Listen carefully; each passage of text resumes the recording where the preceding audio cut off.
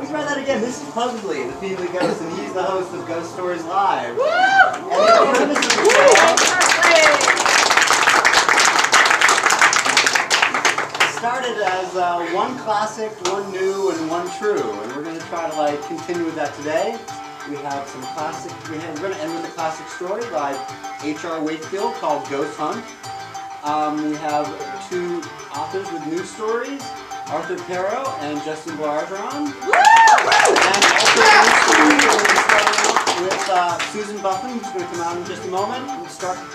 But at the end of the evening, we're also going to have an open mic. If you guys have stories or experiences you want to share with us, we're going to share some of our True Ghost Stories experiences. We'll end the evening with a little True Ghost Story exchange, or we can even break up and tell stories in private. I know one of the things is when I started doing these shows, I would go up to people at parties and stuff and ask them, do you know any ghost stories? And the times I was most encouraged was when I would be talking to some woman. I'm like, oh, do you know any ghost stories? And she would just be like, and point to her boyfriend next to him or her, and be just like, he grew up in a haunted house. It's the people who don't speak up readily with their ghost stories that usually have the best ghost stories. So if I have to twist people's arms to come up and tell their stories, I will. So anyway, we are going to start with Susan Buffin, who is a very prolific author. She's the author of 3 volumes of Miss Peculiar's Haunting Tales, yes. And she is going to read The Hour of the Phantoms. Thank you, Susan. Susan.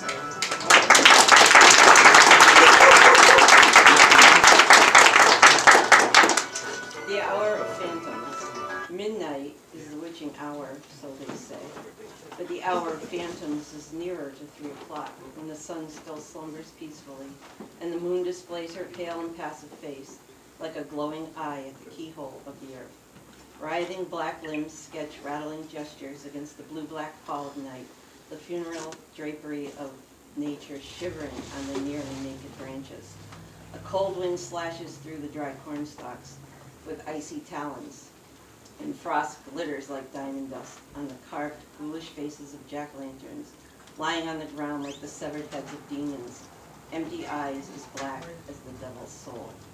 Midnight may seem the tattered and shadowy forms of witches flitting bat-like across the face of the moon. But come 3 o'clock, even the ghouls succumb to sleep. This is the hour when black cats bristle their arched backs, pull back their jet whiskers, and hiss like agitated snakes, eyes glowing orange with subtle fire. Phantoms like mist spiral from their graves, floating like fog over the landscape. The wind wails and whistles through their moth-eaten shrouds and collapsed nostrils, hollow eye sockets, and gaping mouths. I stop in the center of the ancient cemetery, raising my arms to the star-sprinkled canopy with its scuttling black clouds. I stand like a lightning rod, feet grounded to the earth, and they come one by one, to spiral around me with their bitter, rancid breath, their shrieking cries and ghostly singing. The stench of raw earth and decay fills my nose until I can taste the grave in my mouth, and it begins to fill my belly, to writhe in my gut like a living thing. I tilt my head back and drink down the swirling phantoms, swallowing their eerie cries. They are a drug that seeps into my veins and makes me feverish with a strange frenzy. Their dance becomes my own, a bizarre vision I must make, dancing in the moonlit graveyard. As the black trees bow and beckon like courtly gentlemen trying to win my favor. However, I am a possessed being, and I dance away, ice-crisp blades of grass crackling softly beneath my feet. 3 o'clock waxes and wanes, slips away like a ship passing by the earth. The eye of the moon becomes veiled by thin gray clouds. My breath wreaths my head like a pale halo, and steam rises from my fevered brains.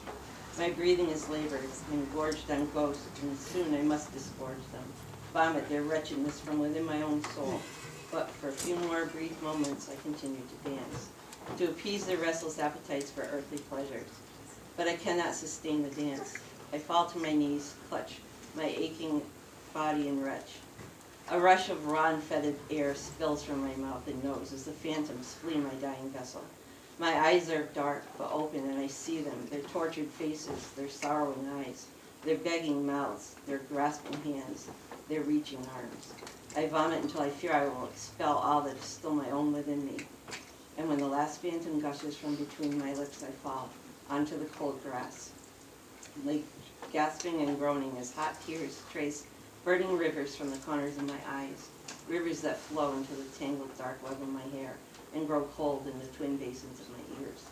Above me the ghosts flit and flitter, guttering like translucent white candles with flickering pallid flames. They ignore me now, for I am useless to them until my strength returns. It is the cry of a great horned owl that sends them back to their lairs beneath the ground. I discern the dark shape of the owl, its wings spread wide, as it sails silently over the cemetery, the glint of orange as the moon shines briefly in its eyes. My limbs feel leaden and colder than winter's bitter breath. My heart beats with an erratic tempo, an alien rhythm within my breast. There is a lambic ring around the moon, a glowing aura. I shift my eyes and see the same glowing aura around the dark limbs of the trees. Shift them lower, still, and it is there around the leaning gravestones. I have only the energy to lift my hands so that I can see it, and yes, the same glowing light surrounds my pallid flesh. I flex my fingers and the light wavers softly, bending to mimic my movements. My hand drops down onto the sharp grass, and I feel my flesh pierced by 1,000 tiny sabers. I feel the drip and drop of bright blood like a gentle shower. I sigh. The phantoms are gone now, gone to ground. The gray veil has been pulled away from the face of the moon. She gazes at me with calm reflection. I lie still and let her look at me, let her get her fill of me, before the sun drags herself above the dark rim of the earth with her bright and glaring cyclops eye that blinds me. What does she see, I wonder? I turn so that I lie with my face pressed to the cold ground. I am familiar with the smell of nature's moldering detritus. Slowly, as the strength returns to me, I rise onto my knees, then unsteadily to my feet. Goodbye, Jacob Marsh, May 17, 1683. Rest quietly, Faith Campbell, October 23rd, 1742. Be still now, Jacob Lamb, January 3rd, 1867. Sweet eternal dreams, Kathleen Cullen, March 12th, 1871.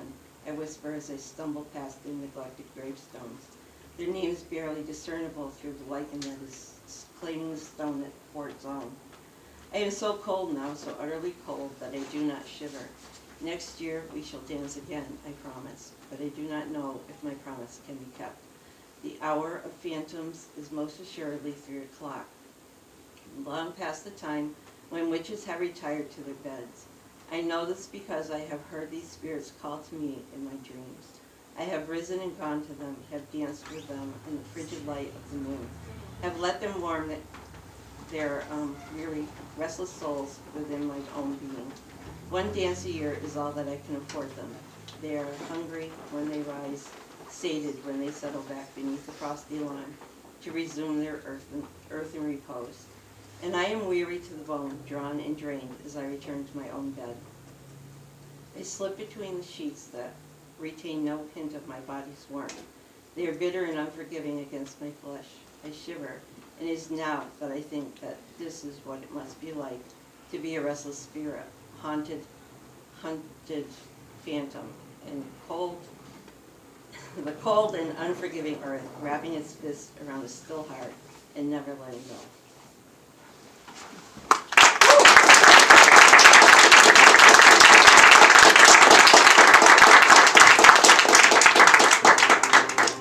Justice by the Gibsons. The moving clouds lit through occasional gleams of moonlight. Abel set out over the moor. Its shapeless piles of granite were wreathed in tatters of white mist. The moorland path was the shortest way home. It was narrow and rugged, but Abel knew it well and could even distinguish a few mist-clad landmarks. He would soon be among the granite cairns. The fitful moonlight made him stumble, and the path seemed to wind more than he remembered. How thick the mist was here. If he lost the path, he might go astray on the open moor. But what would that matter? A robust and sensible man such as he could come to no harm. The moonlight made these rocks look rather horrible. Perhaps they were not rocks. This could hardly be the right path, winding senselessly about like this. What was that awful sound like laughter? Yet what had he to fear if this place were evil? Was he not an upright and godly man who held no traffic with evil? If wicked spirits had power over such men as he, there would be no justice in it. That's true, said a voice behind him. There isn't.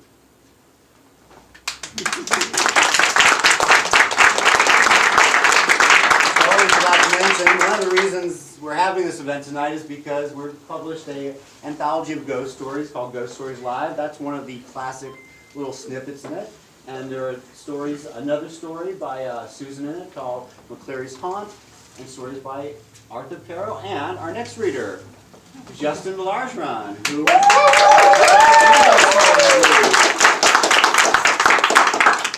Okay, so I just put these fangs in, so I'm going to have a wicked list. Alright, awesome. So instead of reading my story, I'm going to tell you about an experience that I had myself when I was younger. It was about freshman year in high school. Up until this day, I kind of don't sleep all the way through the night. Excuse my, phonetics. And I just wake up randomly through the night. And when I was in high school once, I woke up middle of the night, didn't really think much of it, and when I looked at the end of my bed, I saw a woman standing there.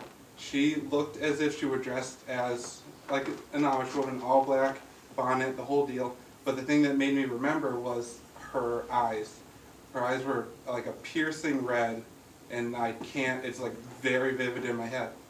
So, doing what everyone does in the movies, I just threw covers over my head and hoping that she would go away. I woke up the next morning, not really thinking too much of it, just like, alright, maybe it was a dream, I've been watching a lot of weird stuff lately, maybe that's all it was, just an illusion.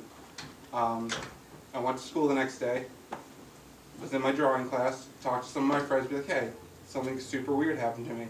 I saw this woman. And then my friend goes, was she at the end of your bed? And I tell him yes. Was she dressed like, Amish? I tell him yes. And then he goes, did she have red eyes? And I tell him yes.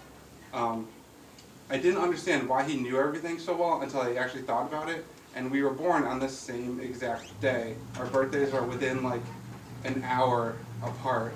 So it totally bugged me out. And then more recently, like a few weeks ago, same thing. I woke up late one night. There's some scratching on my door. Didn't know what it could be because the cat I live with was outside. And I was like, all right, maybe she's back inside. I don't know what cats do. So tried to go back to sleep. I woke up later on because there was a tapping on my window. And I was like, oh, okay, there's no trees, there's nothing, and it's the middle of the night. I don't know what could be happening. And a part of me thinks that I'm just making things up, too tired, too this, too that. But another part of me, like the deepest conscious of me, thinks that it's this woman just kind of checking up, seeing how I'm doing, seeing what I'm up to, and potentially seeing what she could be up to too. And that's about it. Thank you.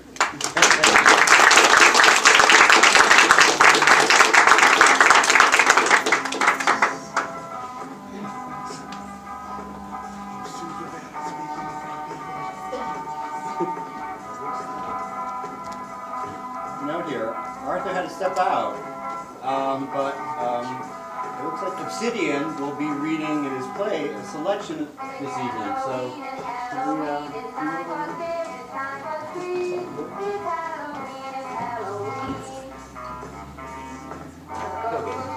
in this moment. So yes, we will be signing books at the end of the evening. And telling true ghost stories. Thank you, Justin, for starting. And here is Obsidian.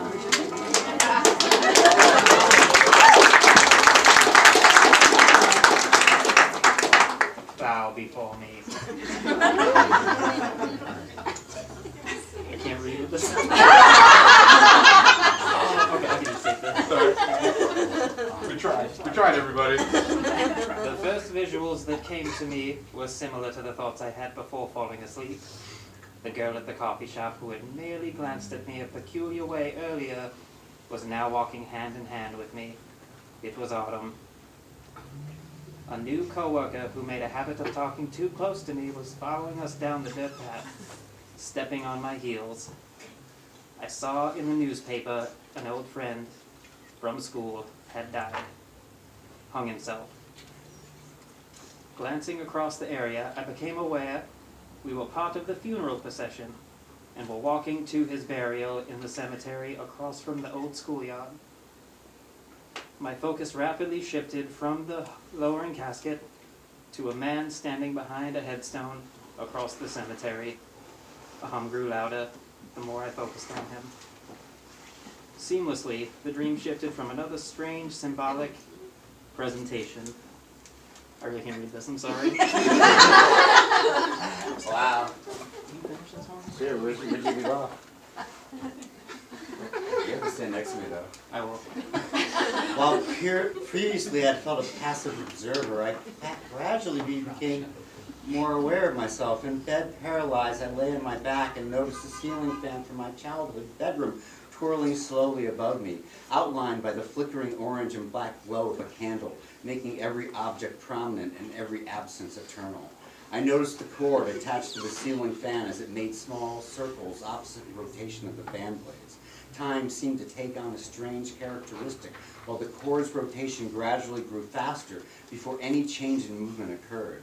Again, my glance shifted between the flame of a candle casting its sinister glow and the spinning cord. An overwhelming pressure to leave caused me to levitate out of bed and through the door, landing barefoot on the cold hardwood floor. The only sensations present in that moment were the coldness of the floor, the beating of my heart, and the urge to flee. In a desperate attempt to escape from this nightmare, survival instinct forced greater lucidity to take effect. Then, in some combination of forced action and rational choice, I made my way through the house, not knowing where I was heading or from what I was fleeing. For the second time, the forced nature of dreams placed me in a new environment. I was on the front lawn and saw a house across the street, saw the house from the outside, accompanied by the same loudening hum. Suddenly, I was startled to realize that I was entering the house with 4 other people. We'd been searching for something. The corridors were dark, and the only walkway was an indefinite L shape, with the front door at the base of the shorter end and with no doors visible on either side of the hall. Aware of the situation, but not of my purpose and lacking control of my surroundings, I turned the corner into the divergent hallway, ahead of the group. A few steps in, blackness covered the corridor, with only an arm's length of wood floor visible ahead of me. I tried to take a breath, but felt nothing. I heard a scream behind me and turned around. There was a flicker emanating from just around the corner that softly and beautifully illuminated the faces of everyone else while they were frozen in terror. I slowly walked toward them and looked around the corner silently. There stood a figure with its back to me, wearing a black cloak and levitating with its arms out, head consumed by fire. I heard several gasps coming from the group, where they stood there paralyzed. I felt my heart pounding as the hum became louder and louder until it was unbearable. I turned again and ran into the darkness. My nightmares were becoming more perverse as they went on. They were more lucid, but with the increasing lucidity there seemed to be more of a real threat. I couldn't wake up. Every exit led me to another tale of terror. I dreamt that I was a child, maybe in preschool. My bedroom was different than I remembered, and I was laying on my back in the metal frame bunk bed, looking off into the darkest corner of the room. I saw a pale man in the shadows. We sat together in the darkness and made eye contact for several minutes as the hum grew louder, until he finally floated across the room, grabbed my head with both hands and pressed it through the steel beams of the bunk bed, trapping me in place.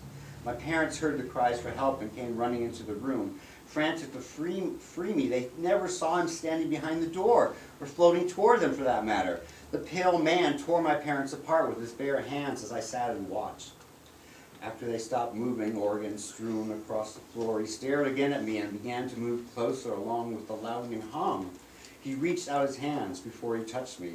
I jerked and was suddenly lying in bed again, resting on my back. The blankets felt heavier than normal, somewhere between being smothered to death and a permanent hug. The blanket's wrinkles became grasping arms, and I felt my skin crawling along with their movements. When the desperate arms finally receded, the room diminished into a dark, static void. From the darkest corners, 3 figures emerged, converging on each other side of the bed, with one at the foot draped all in black. They raised their arms, exposing pale, bony hands. I tried to scream, but no sound came out. As the figure slowly approached, the bed began to shake. The figure standing at the foot of the bed held a candle and a dagger and instructed the other two to restrain my arms. A pair of yellow eyes materialized above me, and from the darkness sounded, "Al diablo, al dimiano, vexara, indomno, intari unpervata, rabia, cadem, et domnificatia sostus, et planem astral." The figure at the end of the bed plunged the dagger into its own abdomen, and a mist of blood sprayed into the air and finally settled on my body. The hum returned, this time louder than before, emanating from the yellow eyes above me. They moved closer. The hum became louder until finally both seemed to penetrate my body. Muffled voices spoke to me, somewhat indistinguishably. They laughed and called my name, desperate for my attention, louder and louder as I struggled to ignore the voices. They originated from inside my head, making resistance impossible. Finally, I gave up. Relaxing my body, the figures retreated, and I opened my eyes to find myself laying on a hypnotherapist's couch. He said it was normal to have nightmares your first time, and not to think too much. Although I might not be consciously aware that post-hypnotic suggestion should generally manifest some sort of response. There was a second man in the room, sitting silently in the corner. The therapist said he was a partner studying applications of clinical hypnosis to pay him no mind. Trembling, I caught my breath and sat up, noticed that the couch was warm and damp with sweat. I left the building and walked into the street, sauntered toward the setting sun, feeling more detached, yet more at ease than ever before. Thank you.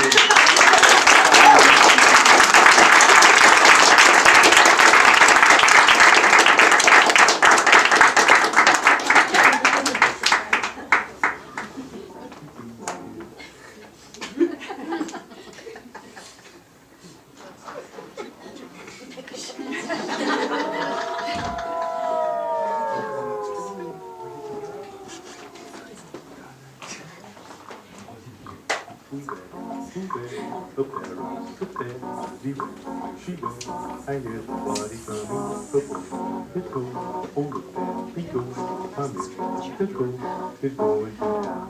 He takes his cane, his glove and his hat, and like a cat, he hurries down the alley, the moon is bright, and this is the night when Mr. Ghost is going to town.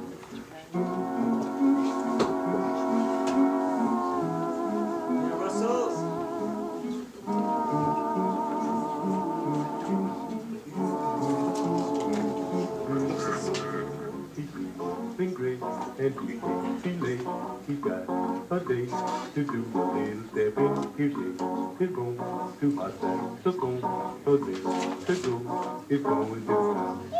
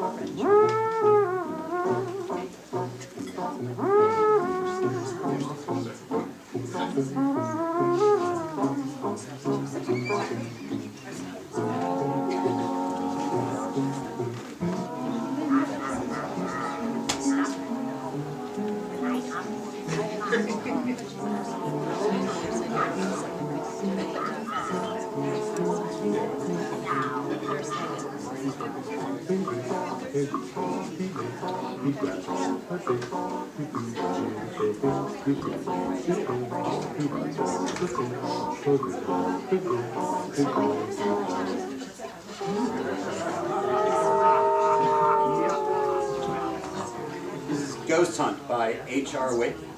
Wakefield. Well, listeners, this is Tony Weldon speaking. Here we are on the third of our series of ghost hunts. Let's hope it'll be more successful than the other two. All of our preparations have been made, and now it's up to the spooks. My colleague tonight is Professor Mignon of Paris. Professor, are you there? I think the professor has gone upstairs to view some of the things. Let's see. So yes, he is the most celebrated investigator of psychic phenomenon in the world, and I'm very proud to be his collaborator. We are here in a medium-sized, 3-story Jordan house, not far from London. We have chosen this for this reason. It has a truly terrible history. Since it was built, there have been records of no less than 30 suicides in or from it, and there may well have been more. There have been 8 since 1893. Its builder and first occupant was a very prosperous city merchant and a very bad hat, it appears. Glutton, wine imbiber, and other undesirable things, including a very bad husband. His wife stood his cruelties, fidelities as long as she could, and then hanged herself in the powder closet belonging to the biggest bedroom in the 2nd floor. So initiating a terrible sequence. I use the expression suicides in and from it because while some have shot themselves and some hanged themselves, no less than 9 have done a very strange thing. They have risen from their beds during the night and flung themselves to death in the river which runs past the bottom of the garden and some 100 yards away, just behind me. The last one was actually seen to do so at dawn on an autumn morning. He was seen running headlong and heard to be shouting as though to companions running by his side. The owner tells me people simply will not live in the house, and agents will no longer keep it on their books. He will not live in it himself, and for very good reasons, he declares. He will not tell us what those reasons are. He wishes us to have an absolutely open mind on the subject, as it were, us being rather, blasé psychic investigators. So anyway, he will not tell us what those reasons are. He wishes us to have an absolute mind, and he declares that if the professor's verdict is unfavorable, he will pull down the house and rebuild it. One can understand that, for it almost seems to be merit-labeled death trap. Well, that is sufficient introduction. I think I have convinced you it certainly merits investigation, but we cannot guarantee to deliver the goods or the ghosts, which have an awkward habit of taking a night off on those occasions, and not a business. Imagine me seated at a fine satinwood table, not quite in the middle of the big reception room on the ground floor. The rest of the furniture is shrouded in white, protective covers. The walls are light oak panels. The electric light in the house have been switched off, so all the illumination I have is a not very powerful electric lamp. I shall remain here with a mic while the professor roams the house in search of what he might find. He will not have a mic as it distracts him, and he has a habit, so he says, of talking to himself while conducting these investigations. He will return to me as soon as he has anything to report. Is that all clear? Great. Well then, here is the professor to say a few words to you before he sets forth on his tour of discovery. I may say he speaks English far better than I do. Professor Mignon. Ladies and gentlemen, this is Professor Mignon. This house is, without doubt, how shall I say, impregnated with evil. It affects one profoundly. It is bad, bad, bad. It is soaked in evil and reeking with emanations from its wicked past. It must be pulled down, I assure you. I do not think it affects my friend, Mr. Whedon here, in the same way, but he is not psychic and mediumistic as I am. Now, shall we see ghosts, spirits? That I cannot say. But they are here, and they are evil. That is sure. I can feel their presence. There is maybe danger. I shall soon know. And now, I shall start off with just one electric torch to show me the way. Presently, I will come back and tell you what I have seen, or if not seen, felt, and perhaps suffered.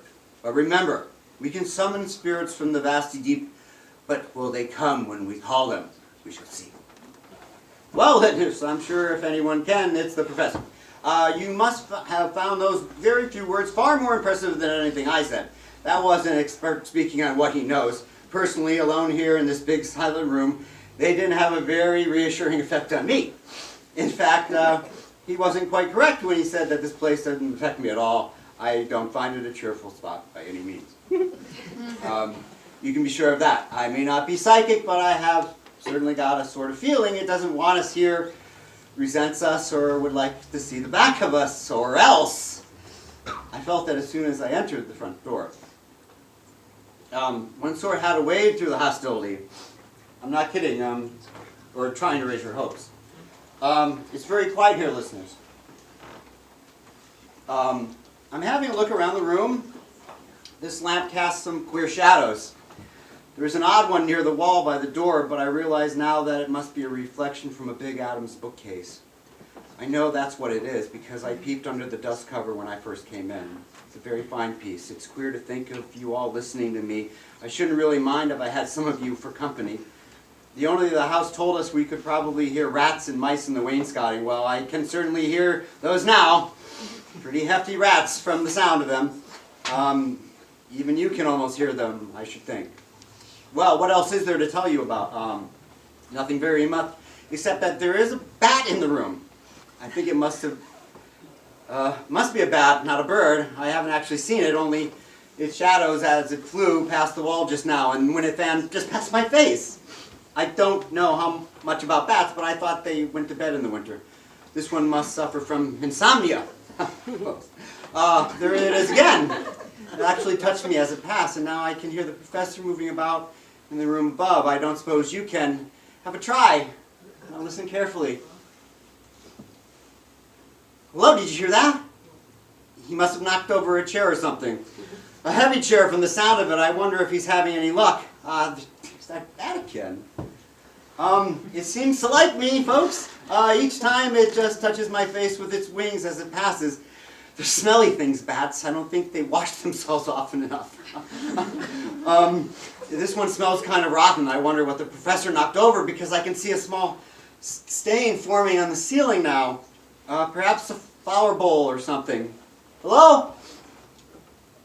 Did you hear that sharp crack? I think he must have. The oak paneling stretching, I suppose, but it was almost ear-splitting in here. Something ran across my foot then, a rat perhaps. I always loathe rats. Most people do, of course, but that stain on the ceiling has grown a lot. I think I'll just go to the door and shout to the professor to make sure he's all right. You'll hear me shout and his answer, I expect. Professor? Professor? Well, he didn't answer, folks. I believe he's just a little bit deaf. Well, he's sure to be all right. I won't try again. Just yet, as I know he likes being undisturbed on these occasions, I'll just sit down again for a minute or two. I'm afraid this is rather dull for you listeners. I'm not finding it so, but then again, here I heard him cough. Did you hear him cough, listeners? Sort of very throaty double cough. It seemed to come from, I wonder if he's crept down and is having a little fun with me because I tell you listeners, this place is beginning to get on my nerves just a wee little bit. Just a bit. I wouldn't live in it for a pension. A very large pension. Get away, you brute. Sorry, that bat stinks. Now listen carefully. Can you hear those rats? Having a game of rugger from the sound of them. I wonder if you can hear them.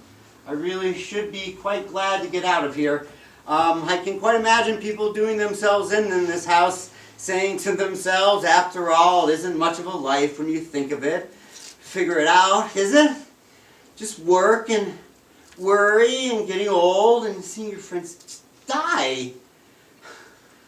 That's it. It's all in the river. Let's just end it all in the river. I mean, I'm not being very cheerful, am I? It's this damn house. I mean, darned. Sorry. FCC.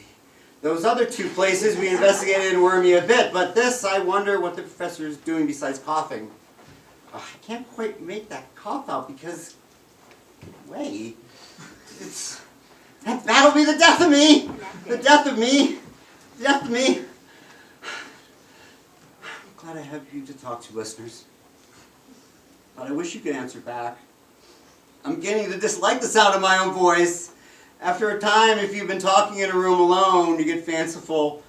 Ever notice that? You sort of think you can hear someone talking back. There! No, of course, you couldn't have heard that because it wasn't there, of course, just in my head, just subjective. That's the word, very odd. That was me laughing, of course. I was saying, of course, a lot. Of course I am. Well, listeners, I'm afraid this is awfully dull for you. Not for me, though, not for me. No ghosts so far, unless the professor is having better luck. There, you must have heard that. What a crack that paneling makes. Well, you must have heard that, listeners. Better than nothing, right? Professor!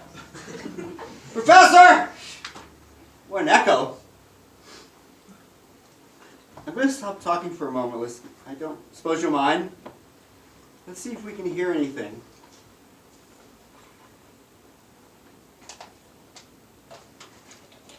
Did you hear that? I'm not so sure what it was. Not sure. I wonder if you heard it. Not exactly, but the house shook a little and the windows rattled. I don't think we'll do that again. I'll go on talking. I wonder how long one could endure the atmosphere of this place. It certainly is inclined to get one down. Gosh, that stain has grown, and the one on the ceiling, it's actually starting to drip. I mean, form like bubbles, apparently. I wonder if the professor's okay. I mean, he might have shut himself in a powder closet or something, and the powder closets in this house aren't particularly well. You never do know, do you? Now, I should have said the shadow that moved. No, I suppose put the lamp down in a slightly different position. Shadows do make odd patterns. You must have noticed that. This one might be a body lying on its face with its arms stretched out. Cheerful, aren't I? An aunt of mine gassed herself, as a matter of fact. Well, I don't know why I told you that. Not quite in the script. Professor! Professor! Where's that darned old fuzzy whiskers? I will certainly advise the owner to have this place pulled down emphatically. Then where will you go? I must go upstairs in a minute or two and we'll see what happened to the professor. Well, I'll be telling you about Auntie. Do you know, listeners, I really do believe I'm going completely crackers if I stayed here much longer. More or less anyway, and quite soon, quite soon, quite soon. Absolutely stark staring. It wears you down. That's exactly it. It wears you down. I can quite understand. Well, I don't say all that again. I'm afraid this is all awfully dull for you listeners. I should switch off if I were you. I should. What's on the other program? I mean, switch off. There, what did I tell you? That stains started to drip. Drops, drips, drops, drips, drops. I'll go catch one in my hand. Good God! Professor! Professor! Now then, up them stairs. Which room should it be? Left or right? Left or right? Left has it. In we go. Well, gentlemen, good evening. What have you done with the professor? I know he's dead. See his blood in my hand? What have you done with him? Make way, please, gentlemen. What have you done with him? You want me to sing it? Tra-la-la-la-la. Switch off, you fools! Well, it isn't too darn funny. You're laughing, listeners? Switch off, you fools! That can't be him lying there. He had a red beard. Don't crowd me, gentlemen. Don't crowd me. I tell you. What do you want me to do? You want me to go to the river, don't you? Uh-huh. Now? Well, come with me. Come on, then. To the river. To the river!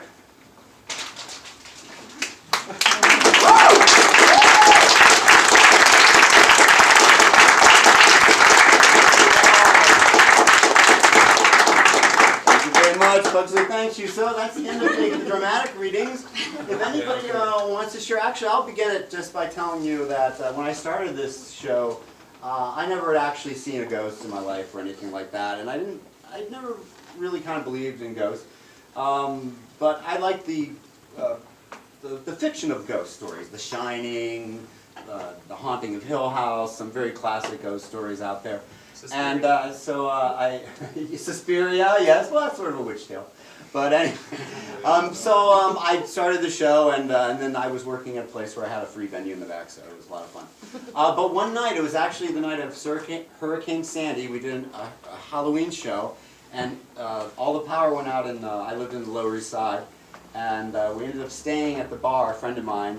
And about 7 o'clock in the morning, he went up to use the restrooms, and I opened my eyes half, and I saw this person going across, and he had like slick black hair, like a 50s greaser, and a t-shirt with his sleeves rolled up. He looked like Bowser from Sha-Na-Na. And he went by, but then from below him, I could just like see right through him. And so that was like the first and only time I've seen a ghost. But during the show, we used to have people come up and tell us stuff. If anybody just wants, I tried to find some local ghost stories. I heard that the old YMCA used to have a ghost in it, that Noble Hospital had a ghost at one time. I found out about a house on Crown Street, but that's since been torn down, that purported to have a ghost. So does anybody want to like throw a suggestion around town for our next ghost story? I'll investigate. Any leads? Now, Justin, where did yours ghost story actually happen? The one you just told? Yeah. In my house down in Westfield. Oh, okay. Like Now, right can next you to the come bar. up for a second? Because I know she had a ghost story, but you don't want to tell it personally. No. But can you tell her ghost story for Yeah, us, sure. which is a true ghost story? Sure. So, my friend, who I won't name or point to in the corner, one night her and her mom were watching television, late at night, it was like 11 o'clock, and it was raining really hard, like it was a really bad storm, and once again, sorry for the teeth.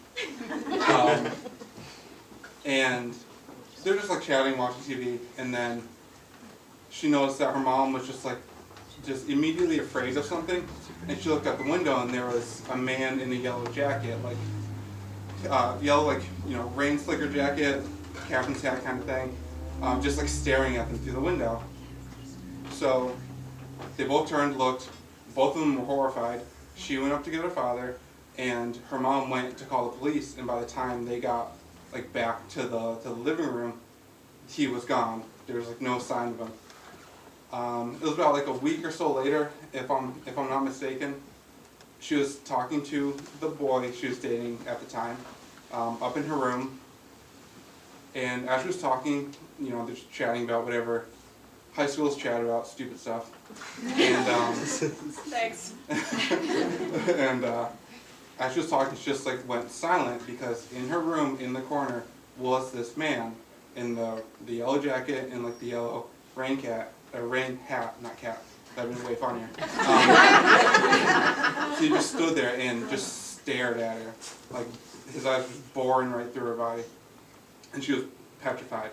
And same thing, she did what I did in that situation when you don't know what to do with the unexplained, and just hid under the covers. And she just sat there all night, didn't fall asleep, didn't do anything, just stayed there. And when the sun came up and she, you know, finally put the covers down, he was just gone. And her mom swear by that story, and I 100% believe that happened to them. And that's pretty much it. Jessica, did you have a short one? The doorknob turning? You just tell if you don't have to come up front. Jessica should come up front so I can leave. You can leave us. I'll stay right here if it's okay, but I was in New Orleans in a creepy old hotel, and you know, in old houses things settle and things move. So from the bed, the door, I was in bed and the door opened to the hallway, creepy old mansion, no big deal, get up and shut the door. And then it happened again, get up and shut the door. Then I was staring at the door and I watched the knob actually turn, and then the door opened. So, very scary, no one in the hallway. Anybody else want to share something, or give me a lead from it? Yeah, come on. Yeah, I'll say here too. My mom loves thrift shops and you know, garage sales. And I guess you never know where your stuff comes from. And she stopped one day, it was here in Massachusetts as a matter of fact, that she saw stuff you know, on the roadside, and she asked my dad to stop, and she really liked what she was looking at, handbags and you know, pretty stuff, like not like ratty stuff, like really nice stuff. And she just wanted to look at the clothes, and it was just jewelry, and so she saw like a family behind the tables, overseeing the sale, and including a large heavy-set lady by the bags. So she turned and asked a young girl close to her. She said, how much is this? And she said, oh, I don't know. I hope I'm telling this right. She said, because it's really happening. She said, how about, why don't you ask her? And the young girl said, what do you mean, ask who? And I'm like, the lady over there, the heavyset lady there. She, I don't think she said heavyset, but, and then she said, well, what does she look like? And my mom started describing her. Oh, she's over there wearing this, and she's got her hair like that, and she's like, the young girl started getting really nervous and kind of like hysterical, and she started turning to her dad, and she's like, oh my God, I think you just see my mother, and she just killed herself last week. Oh, wow. And she said, you see my mother, don't you? And my mom was freaked out. So Yeah. she's like, oh boy, she's like, she didn't even know what to say. She's just like, just be at peace, She's like, why don't you ask her why she killed herself? And my mom was just like, just try to be at peace. I don't know. Yeah, no, I mean, I think that's funny. That's seeing people actually speaking to ghosts. They always have that sense of like, well, we want to. It's sort of horrible to see a ghost because it's terrible to think that like afterwards we replay this kind of thing. My theory has always been that it's sort of like a photographic image of like a horrible event can be captured in time, but maybe they're not actually conscious of being ghosts. But sometimes you get the feeling it's a spirit who's like needs just to be told, hey, you can move on. You don't have to do anything else here. Free yourself from this. But that's what I've heard from like other people. Anybody else have something they want to like share? Susan, I know you had one recently. You don't have to like share it, but you did have the. One that I was told at my Yeah. house, You wanted- well, my brother is actually here.